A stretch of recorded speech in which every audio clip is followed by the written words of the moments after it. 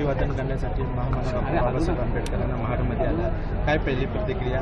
खासदार झाल्याच्या नंतर पहिल्यांदा. हो, आज भीमाची लेक, भीमराज की बेटी राज्यसभेची खासदार झाल्यानंतर पहिल्यांदा या मानवमुक्तीच्या लढ्याला चवदार तळ्याला अभिवादन करण्यासाठी आली आहे. कुणी केली नाही अशी क्रांती करूनी दाविली, जातीयवाद्यांना देऊनी टक्कर चवदार ओंजळ भरूनी दाविली.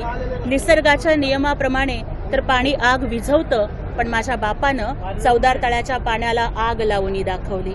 बाबासाहेब आंबेडकरांनी जो मानवमुक्तीचा लढा दिला, जगातला पाण्यासाठी झालेला पहिला सत्याग्रह म्हणजे चवदार तळ्याचा सत्याग्रह. आज त्याच्या शताब्दी वर्षाची सुरुवात होतीये आणि म्हणूनच एक बाबासाहेबांची लेक म्हणून मी या लढ्याला, तळ्याला नतमस्तक होण्यासाठी आलेली आहे.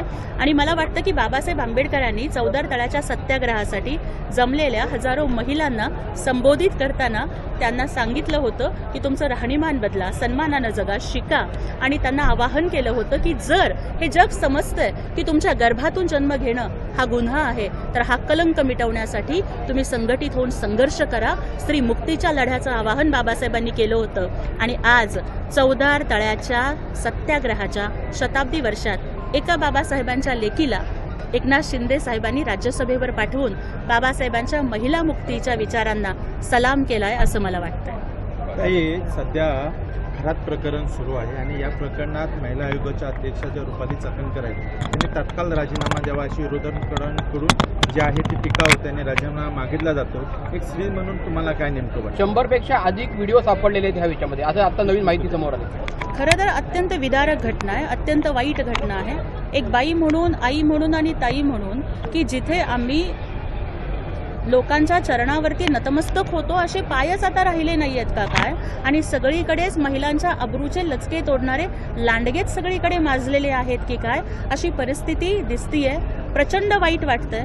आणि मला वाटतं की ज्या घटनात्मक संस्था आहेत, ज्या महिलांच्या हक्काचं रक्षण करण्यासाठी आहेत, त्यांनी यासाठी पुढाकार घेतला पाहिजे. मी त्या खराचा या ठिकाणी निषेध करते आणि महिला भगिनींना सुद्धा आता आवाहन करते की आता आपण अशा अंधश्रद्धा आणि भोंदूबाबाच्या नादाला नाही लागलं पाहिजे.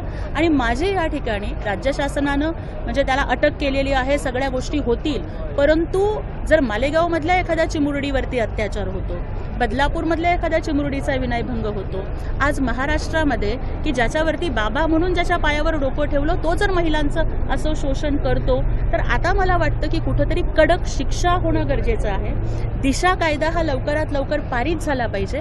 यासाठी राज्यसभेमध्ये गेल्यानंतर मी स्वतः यासाठी प्रयत्न करेन.